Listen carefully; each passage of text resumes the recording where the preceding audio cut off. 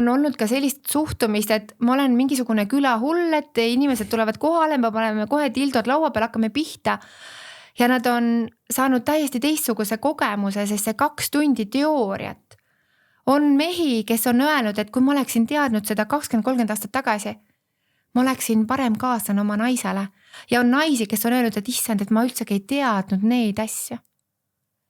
Ja see ikkagi, kui suur osa on sellest, et kuidas minul iseendaga on kontakt, kas mina tunnen iseennast, enda soove, enda vajadusi, kas ma julgen seda nii selgelt sõnastada, et ma ei kahjusta mitte kedagi oma sõnadega, et ma ei kahjusta mitte kedagi oma tegudega.